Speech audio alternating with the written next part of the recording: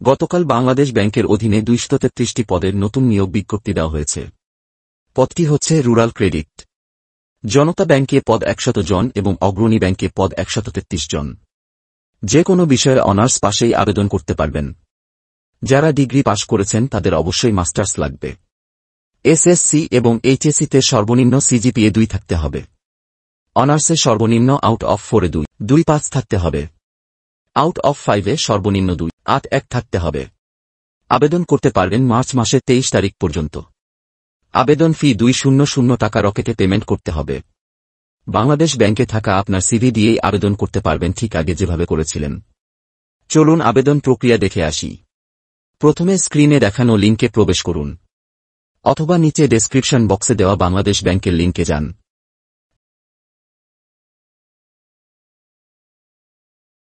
তারপর আপনার user ID এবং পাসওয়ার্ড দিয়ে লগইন করুন। একদম নিচে দেখুন চয়েস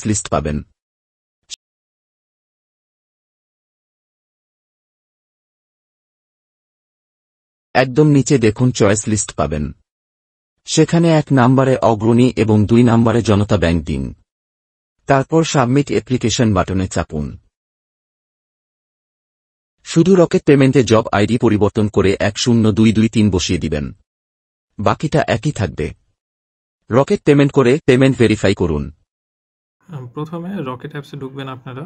রকেট অ্যাপসে ঢোকার পর এখানে দেখবেন যে আপনার বিল পে নামে একটা অপশন আছে। বিল পে অপশনের মধ্যে যাবেন। এখানে গিয়ে বিল আর আইডি নাম্বার বাংলাদেশ ব্যাংকে সম্ভবত 499 ক্লিক করবেন। তারপর দেখবেন যে বাংলাদেশ ব্যাংকার সিলেকশন কমিটি চলে আসছে, সেক্রেটারিয়েট। এখানে জব আইডিটা বসান। প্রত্যেকটা জব যখন পাবলিশ করে তখন আপনার জব আইডি দেওয়া হয় প্রত্যেকটা ইয়াতে, সার্কুলারে।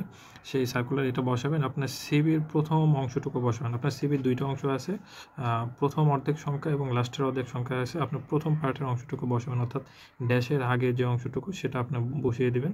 দিয়ে আপনার যদি বাংলাদেশ ব্যাংকে যে সিভি তৈরিতে যে ফোন নাম্বার দেওয়া আছে এবং রকেটে যে ফোন নাম্বারটা দেওয়া আছে এটা একরকম হয়, তাহলে এখানে সেলফ দিয়ে দিবেন। আর যদি বলেন যে না আপনার আলাদা করা আছে, তাহলে করতে হবে কি, আপনার যে আদার্সে ক্লিক করতে হবে। ফোন নাম্বারটা লিখবেন আদার্সে যদি হয় তাহলে, আর যে অ্যামাউন্টটা এখানে দেবেন মাত্র 200 টাকা। 200 টাকা দেওয়ার পরে এটা আপনি সাবমিট করে দেবেন। আপনাকে ট্রানজ্যাকশন আইডি দেওয়া হবে। ট্রানজ্যাকশন আইডি দেওয়ার পর ওই ট্রানজ্যাকশন আইডি দিয়ে আপনাকে ওই বাংলাদেশ ব্যাংকের রিক্রুটমেন্ট ওইটাতে গিয়ে ভেরিফাই করতে হবে, এবং ভেরিফাইটা করলে আপনাকে ট্র্যাকিং পেজ দিয়ে দেবে এবং আপনার আবেদন প্রক্রিয়া ওখানে শেষ হয়ে যাবে। আজ ভিডিও এ পর্যন্তই। আবেদনে সমস্যা হলে কমেন্ট করুন, উত্তর দেওয়ার চেষ্টা করব। আল্লাহ হাফেজ।